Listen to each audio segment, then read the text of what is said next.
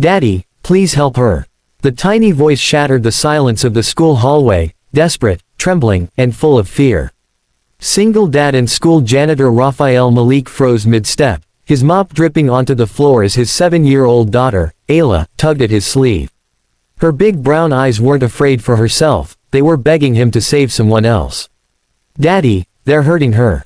Raphael didn't ask who. He didn't ask where. The pain in his daughter's voice was enough. He dropped the mop, grabbed her hand, and ran. For those watching, don't blink, don't scroll, because what happens next will stay with you long after this video ends.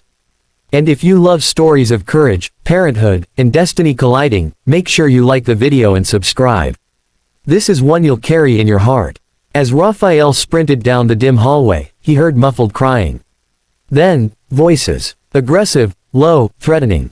When he turned the corner, he saw them. 3 grown men, contractors working on the school's renovation, surrounding a young substitute teacher barely in her 20s. Her back was against the wall, terror in her eyes as one man held her wrists while the others laughed like predators closing in on prey.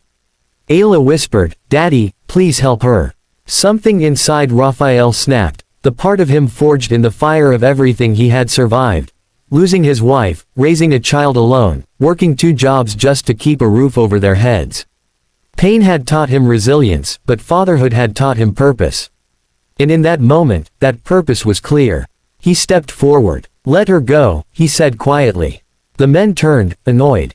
Then amused. One of them smirked. "Or what, janitor?" Ayla gripped her father's hand harder, but Raphael gently slid her behind him.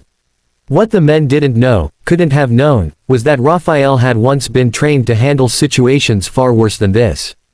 But life had pushed him into the shadows, far from the uniform he once wore proudly.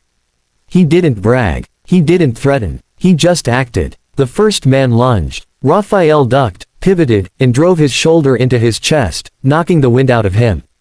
The second swung a heavy tool. Raphael blocked it with his forearm, grabbed the man's wrist, and twisted until the tool clattered to the ground.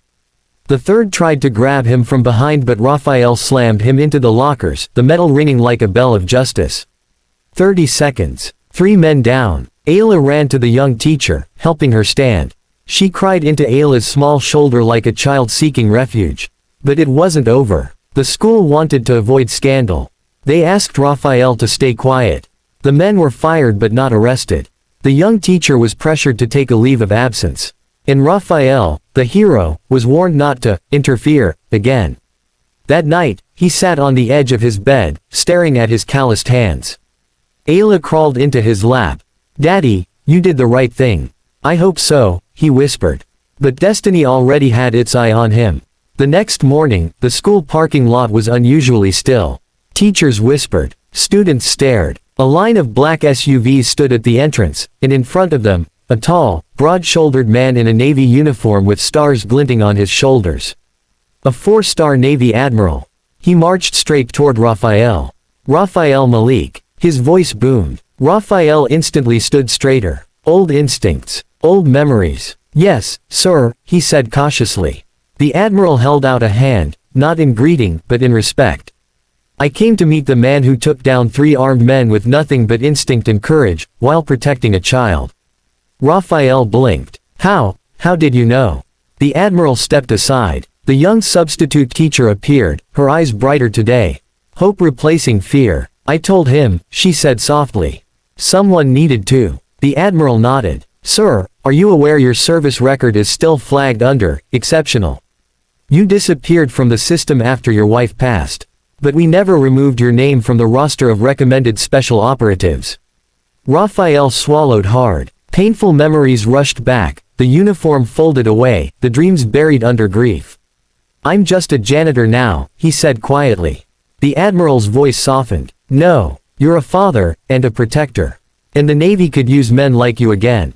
Ayla tugged at Raphael's pant leg. "Daddy, what does he want?" Raphael knelt in front of her. "He wants me to help people again, sweetheart.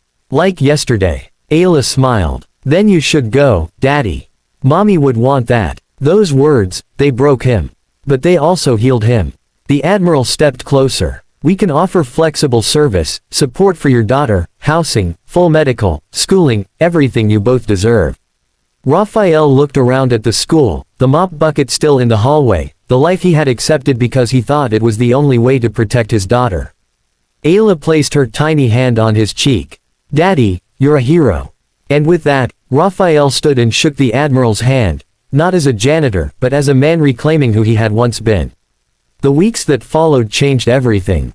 Raphael began training again, slowly rebuilding the strength life had tried to strip away.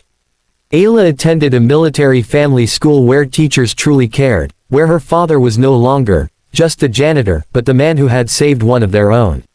The young teacher recovered, and she visited often, bringing Ayla books, drawings, sometimes cookies. Her gratitude became friendship, and that friendship, well, it started to feel like something blooming in the sunlight of second chances. But the most powerful moment came months later, when Raphael wore his uniform again for the first time. Ayla stood proudly beside him, saluting with her small hand. "You came back," the Admiral said. Raphael nodded. "For her. For myself. For those who can't fight for themselves." And that's the message you carry from this story.